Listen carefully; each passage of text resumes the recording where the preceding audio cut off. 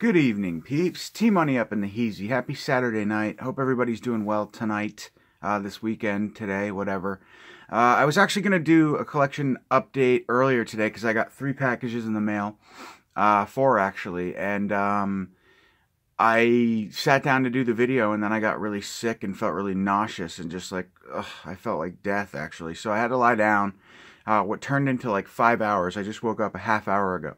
So, feeling better now, ate some food, drank some water, and I'm ready to do this update. So I just could not do it earlier. So, long story short, my sincerest apologies for not posting this video much earlier because it should have been up a lot earlier. But, pretty cool update today. I've got 2 packages that came from 2 different sellers from the Cult Media Facebook group, one of which is amazing. Actually, both of which are pretty amazing.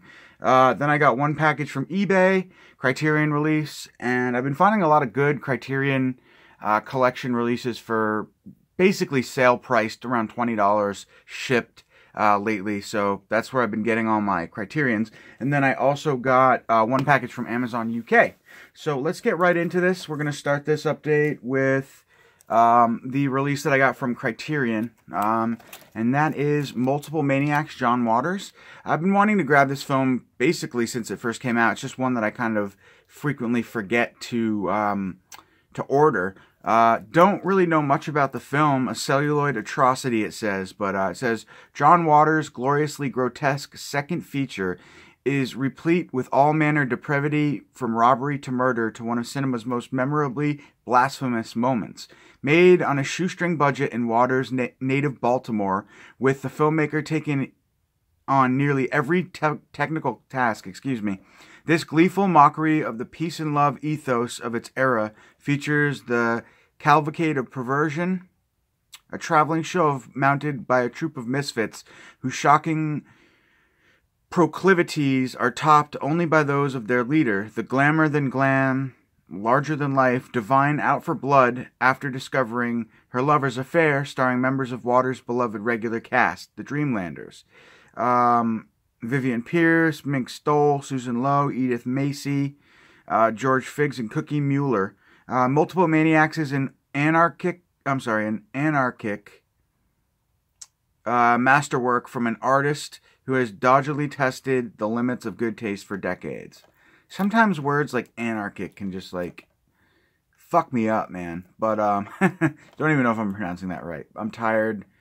Bear with me. So anyway, that's Multiple Maniacs. Finally got that one off the list. The next one I grabbed, meaning to grab this one for a long time, and I just haven't. Keep forgetting about it as well. Blood on Satan's Claw. This comes from Amazon, I think UK or Amazon.com, one of the two. It's actually from Screenbound Entertainment, which is the company that put out the recent release of Funny Man that I picked up. I was not familiar with that company, and then within the span of 1 week, I've ordered 2 movies from them. So this sounded interesting. I'll read you guys the synopsis. It says, set in a remote village in 17th century England, farm laborer Ralph Gower accidentally stumbles across a devilish skull while plowing a field. Ralph reports his findings to a judge, but when they return, the skull has vanished. Very soon after, the children of the village start acting strangely. Led by Angel Blake, they form a murderous coven when mysterious growths of hair called the Devil's Skin start appearing on their bodies, all hell breaks loose, literally. That is the Devil's Blood on Satan's That is Blood on Satan's Claw. So if any of you guys have seen this one, let me know your thoughts in the comment section. I'm excited to check that out. So, just basically, you guys know that I've been collecting. Well, first, let's start with this, actually. So, really, really cool. There was a seller in the Cult Media Facebook group that put up a couple Unsolved Mysteries, UFOs, and ghosts. And I really want to get that treasure chest that has them all. But that's like uber expensive. It's like $200 minimum. But I happened to catch it, just be there at the right place, the right time. Somebody was selling the ghosts and the UFOs segment series of Unsolved Mysteries. So I had to grab them, knowing that Ghosts is probably my favorite, what do you call it, like subsection of Unsolved Mysteries. I love this. I love all the stories from the Ghosts. I actually have a greatest of that's the Ghost section, but I'm really excited.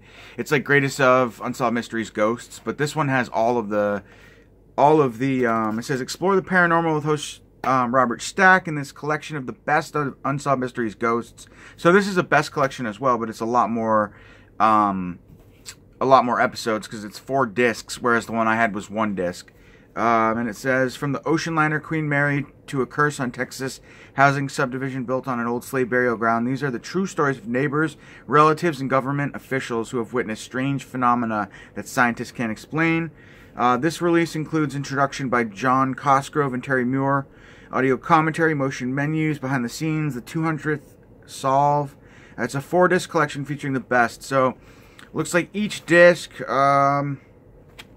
has 2, 4, 6, 8, 9 or 10 episodes. So you've got 40 some odd episodes. And I'm just trying to make sure that it's not just what was on the other release they have. No, there's a lot of them here. Really cool. So yeah, if I can remember correctly, Unsolved Mysteries Ghosts was kind of my favorite segment of the show for sure. And then I also grabbed Unsolved Mysteries UFOs. And this is great because I've never owned any of these. I wish it told you how many, but again, it's probably around 40 episodes, 4 discs. It says, explore the paranormal with host Robert Stack. UFOs. Dozens of crop circles up to 100 feet across are being carved in the countryside. Are they a freak of nature or a UFO landing pad? Did life on Earth begin on Mars? A startling new theory emerges. Roswell and Area 51, UFO crash site or government cover-up. Judge for yourself as Robert Stack takes you behind the scenes of these and other best of the unexplained. So it's the best ofs, but really cool. So you've got like probably 40 episodes here, 40 episodes here. It's a good place to start on the Unsolved Mysteries series, I think. Two of the greatest. If you guys could drop a comment in the comment section letting me know which ones I'm missing now. I know there's like definitely some other subgenres of this, but it's good to have, because these are long out of print, Ghosts and UFOs on DVD.